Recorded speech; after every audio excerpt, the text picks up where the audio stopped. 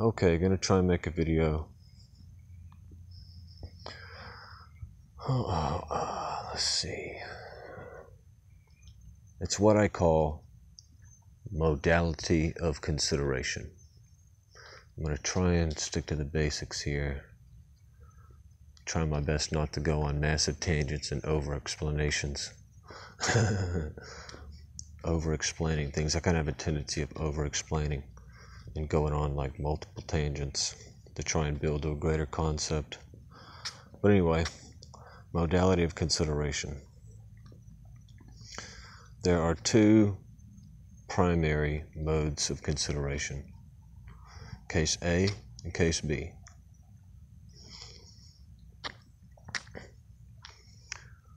All considerate beings fundamentally lean either towards like case A or case B.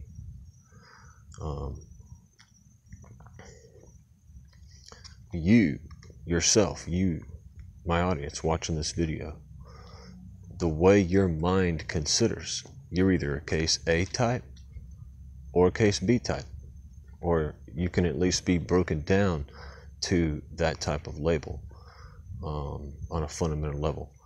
Because we all consider our reality, but we don't all consider reality the same way.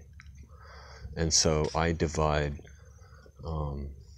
how we consider reality between two primary fundamental modes. But nobody is, some people can be like centric or purist to a certain mode, or have like strong leaning to a certain mode, but we're all capable of accessing a broader range of consideration. Okay, nobody is like strictly limited to one way of considering, one mode of consideration. We're capable of modifying our mode of consideration. We're capable of adapting our consideration. But case A, I'm going to talk about case A first. Case A, well, I should mention this real quick. Case A and B are distinguished from one another based on how they treat two variables.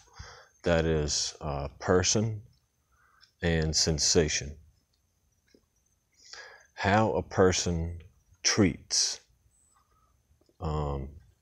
person and sensation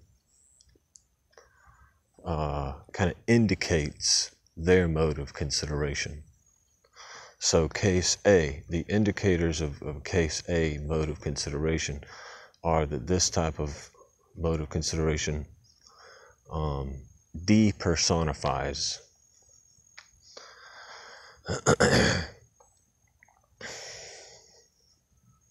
Bear with me now for a moment and just think about that for a moment. Case A depersonifies. Now I know this is going to seem kind of strange, but I'm just going to jump ahead and talk about case B for a moment, just because you got to understand personification and depersonification. And so to do this, I got to jump around a little bit. Case B, I guess I should have just talked about case B first. But case B personifies everything. A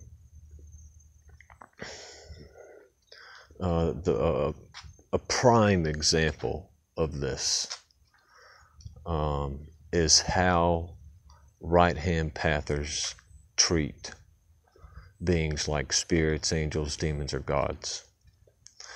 So, for example, Christians, Christians wholly take serious the notion of these unique beings with their own individuality, like angels, demons, spirits, like ghosts, spirits of God, and God or gods.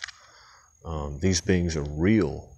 These beings have their own unique persons that are distinct from our imagination, that are distinct from any energy source of our own, distinct from any creative power of our own, distinct from any reality, distinct from our center. they're totally real beings with their own person and forms and realities and blase.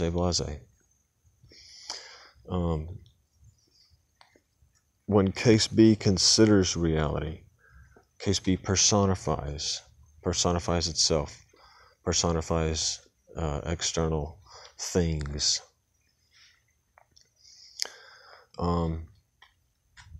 Now jumping back, case A depersonifies.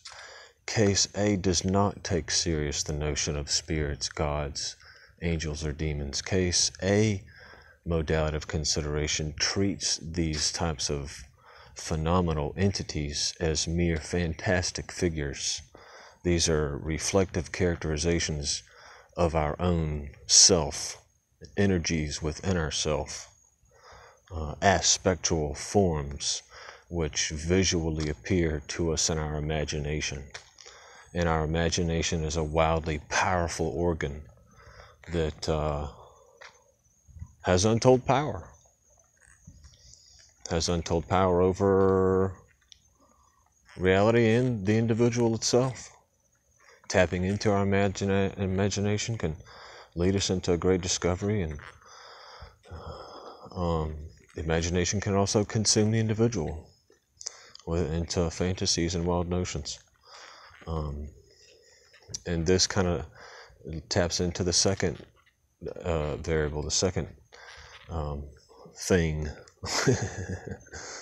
associated with case A and case B. The first variable is person, personification and depersonification. The second is sensation. And this is, we'll see, case A does not give itself over to sensation. Case A separates itself from its own sensations. Case A really prefers observation itself, prefers to search for that true will, that true self-center. And so sensation is viewed more like a compulsory thing that manipulates us and influences, attempts to influence our true will. So sensation is in fact abhorred on a level by people who utilize the case A modality of consideration. And this can cause people with the case A modality of consideration to react with displeasure when they encounter someone who gives themselves over to sensation, such as the case B modality of consideration.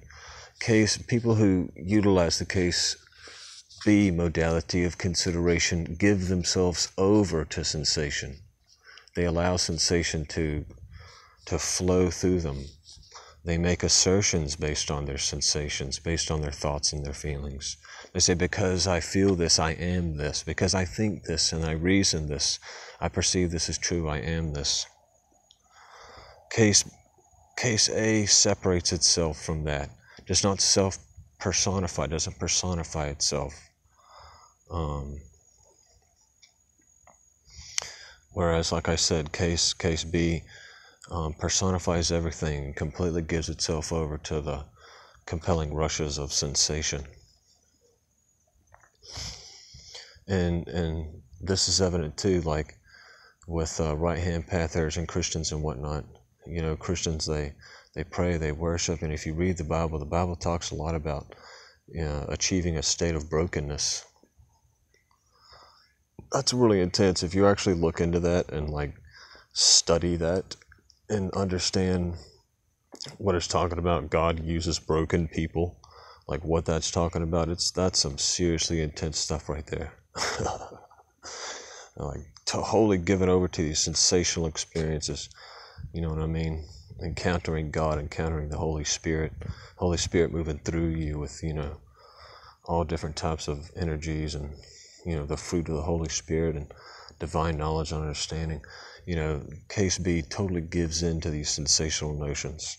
And I'm kind of using Christianity because Christianity is kind of like one of the main right-hand path things, you know what I'm saying? And they're really common. A lot of people kind of have a basic understanding of Christianity, especially if you're watching this video in a Western country. But if you're not watching this video in a Western country, Muslims, Islam, that's operating by a case B modality of consideration, just like Christianity. Muslims, the Quran, Islam, they talk about jinn. They treat Allah, like he's real. You know what I'm saying? You don't disrespect Allah, fear Allah. Allah is this real being with its own will. He has his own will, personality. You know what I'm saying? Jinn are these beings that have existence beyond us, and they influence us. You know what I'm saying? According to the Quran and whatnot. Quran.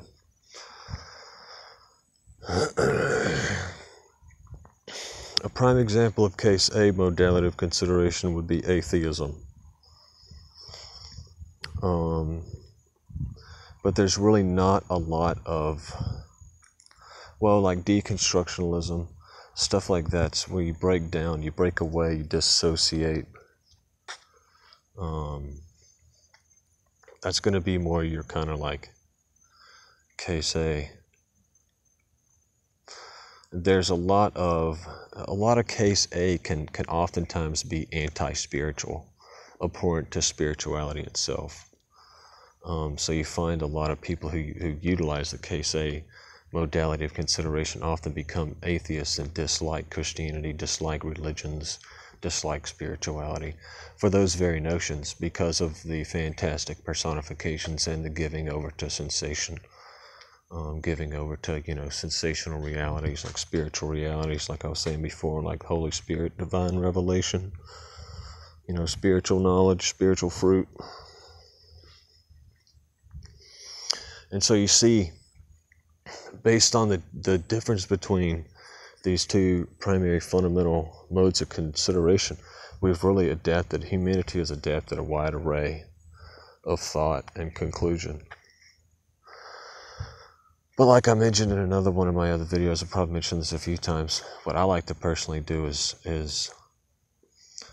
collect perspectives, collect conclusions, be able to understand, across a broader range of understanding. You know what I'm saying? And I hope that other people, will kind of join my path, as it were. But it's not my path, because I've joined this path. You see what I'm saying? And it's really a nameless path. I could talk more about it, mention, I'll have to make another video. But I'll just mention it real quick here, because I like to throw in little different things in different videos, little tidbits.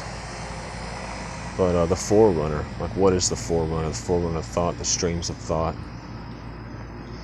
You know what I'm saying? What is a conclusion? A conclusion is a stagnant pool. If you reach a conclusion, make a identity, assertion of identity, I am this, or you've entered a pool. I believe this. You've entered a stagnant pool. You know what I'm saying?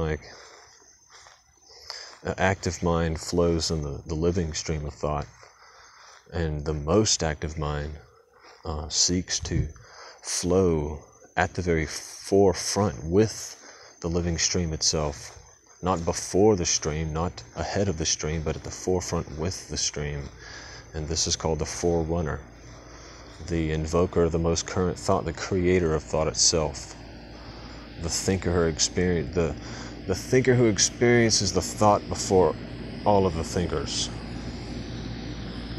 You see what I'm saying? The gateway, the forerunner.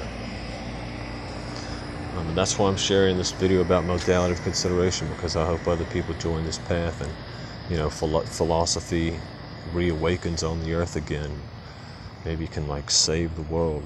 You know what I'm saying? Philosophy. Save the world.